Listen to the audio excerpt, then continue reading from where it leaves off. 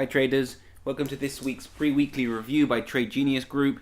We're looking at the Euro USD. It's a special, so we're focusing on that pair based on last week's news.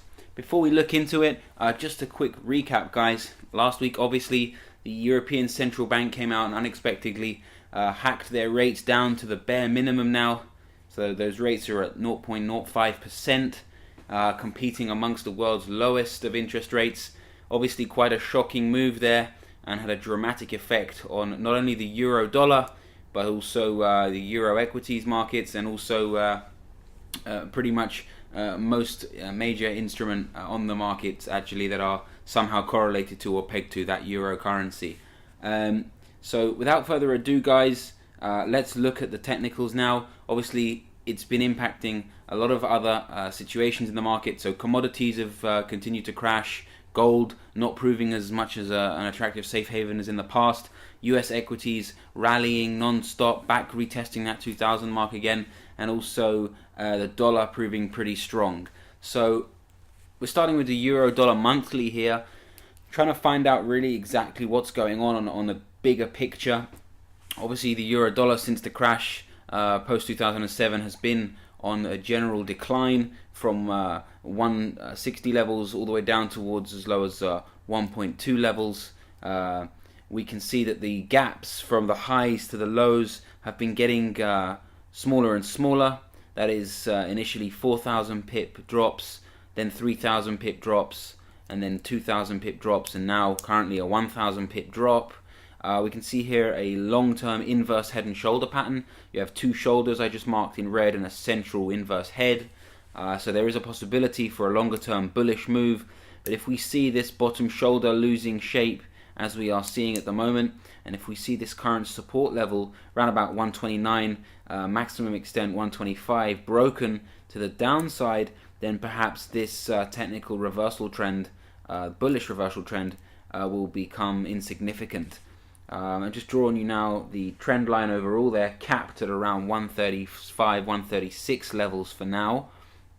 And to the downside, obviously, you know, in a worst case scenario, those could follow down towards $1 marks. So we have a major support 1 and 2 I've highlighted around 128, and then support 2 around about 125. And those levels we're going to look at now in slightly more detail. Before we do, we just want to show you the monthly one more time. So we've shown you this huge range that we have here, and again we've highlighted how the swings are getting smaller and smaller, but we are obviously in a situation where if this current support line and the possible inverse head and shoulders were to be broken to the downside, then it could be absolute devastation for this euro dollar pair.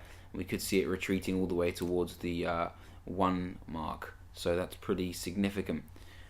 Let's look on the optimistic side now. A weekly chart here showing you a very strong previous support line. We'll show you these lines here. You can see on the far left the initial support around 129. We can see how many times since then that level has been tested and proven to be quite a solid level for rebounding. There we go. 3 more attempts there in 2013 where the market took divergence and moved back towards highs around about 139, and obviously if this level is broken, then you're looking at the next support, which seems to be showing us the previous left shoulder of that inverse head and shoulders, just around 126 levels.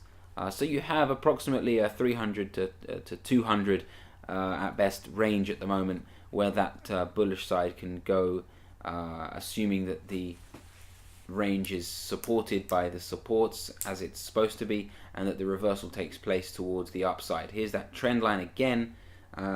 This one slightly more diagonal, and we can see here that that one is also giving us potentials to the upside from this low level. Certainly when we break it down now on a daily chart, you can see the immense selling pressure that this pair has had to endure recently. So it's more than oversold on a short-term level, and obviously that's the power of the fundamental market there that's taken control of this currency pair. So really due a pullback now on multiple levels. Obviously the initial breakout from this central line was already quite a shock to a lot of people looking to catch in on some pullbacks. It never happened. The fundamentals took over there from the rate reduction last week, and so a lot of people now looking to just see a little swing, even a couple of hundred pips for now until it makes a more concrete decision. And on a 4-hour chart, guys, finally you can even see a solid breakout there on the Bollinger Band. So we have more than 2 candles firmly opened and closed outside the -2 standard deviation of the Bollinger Band. So firmly giving you guys guidance for a potential pullback now, hopefully this week. Alright, that pretty much wraps it up for the euro dollar. We've looked at the monthlies, we've looked at the weekly scenarios, the dailies and the 4-hour. I think anything less than that starts to become too random, so we hope that we've been of help. Remember guys, big announcements this week, mainly towards the center of the week when we have interest rates in New Zealand. You have Australia unemployment changes, and then on Friday the Bank of Japan will be speaking, so you can watch the euro yen for a further insight on that euro pair. We wish you a great week and trade safe.